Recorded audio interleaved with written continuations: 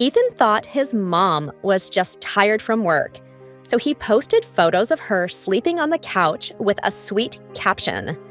His grandparents saw the pictures and immediately dropped everything to rush to their daughter's home. What they understood from those innocent photos left them heartbroken. 7-year-old Ethan Miller had just discovered something exciting. His mother had shown him how to post stories on social media, and suddenly, he had a way to share the things that mattered to him. He picked up his phone one afternoon and looked around their small living room, searching for something worth capturing. His mother, Rachel, was asleep on the sofa. He raised his phone and snapped the picture.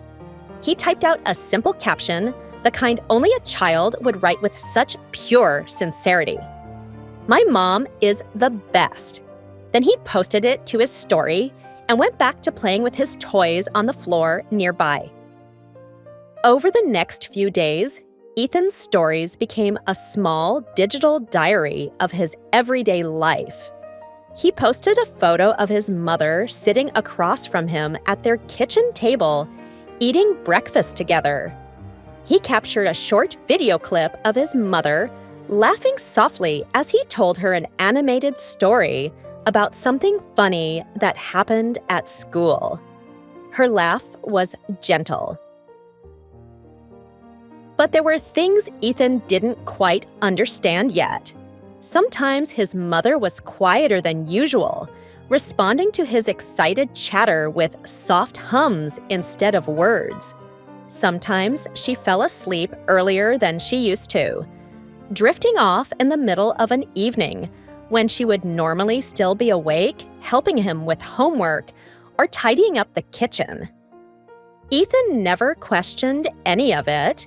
He simply did what felt natural to him. When he found his mother asleep on the couch in the evening, he would carefully turn off the lamp beside her.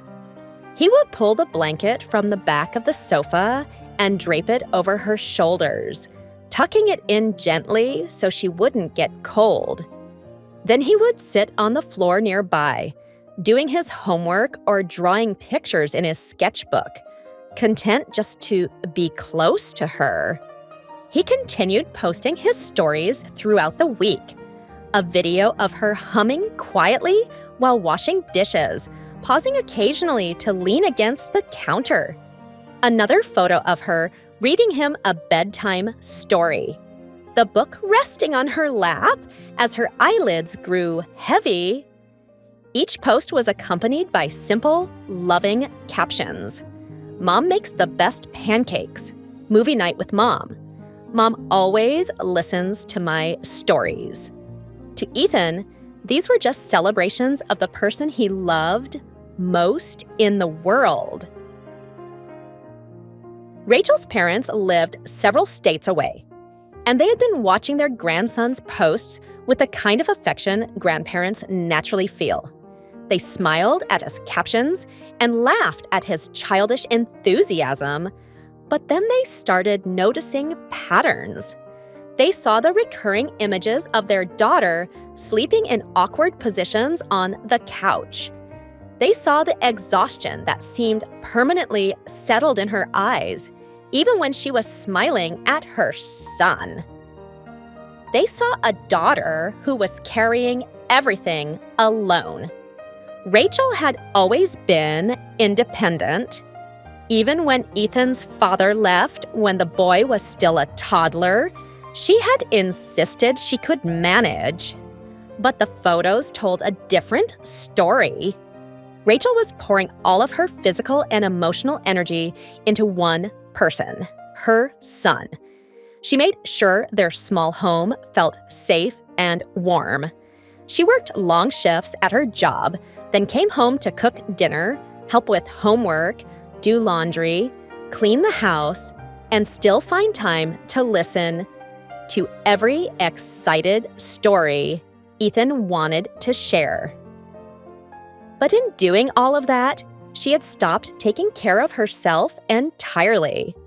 She was running on empty and she had been for a long time. Her parents made a decision. They didn't call first to ask permission. They didn't send a text to discuss logistics. They simply packed their things, made arrangements, and drove across several states to be with their daughter. When they arrived at Rachel's door, they didn't come with judgment or criticism. They didn't ask why she hadn't reached out for help sooner. They simply stepped inside and started doing what needed to be done. Suddenly, the little house that had been so quiet and still became more alive. There were more voices at the dinner table, more hands to help with cooking, cleaning, and the endless small tasks that had been weighing Rachel down like stones in her pockets. Rachel's father drove Ethan to school in the mornings, giving Rachel an extra hour to rest. Her mother prepared meals that weren't rushed or thrown together at the last minute.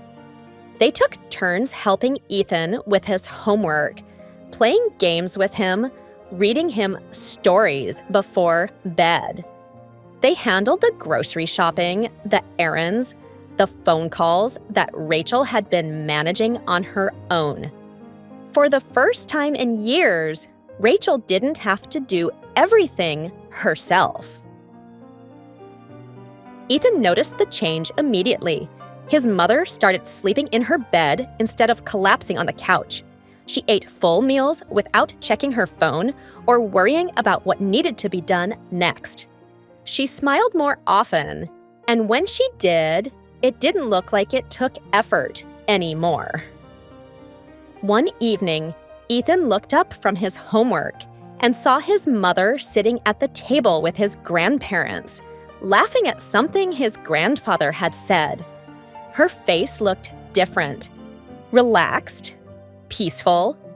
The exhaustion that had lived in her eyes for so long was finally starting to fade. His mother no longer had to carry everything alone. The love in their small family was still there, just as strong as it had always been. But now it was shared. Now it was lighter. Now it didn't come with the crushing weight of lonely exhaustion that had been slowly breaking his mother apart. And Ethan, who had only wanted to show the world how much he loved his mom, had unknowingly given her the greatest gift. What would you have done if you noticed someone you loved was quietly struggling alone?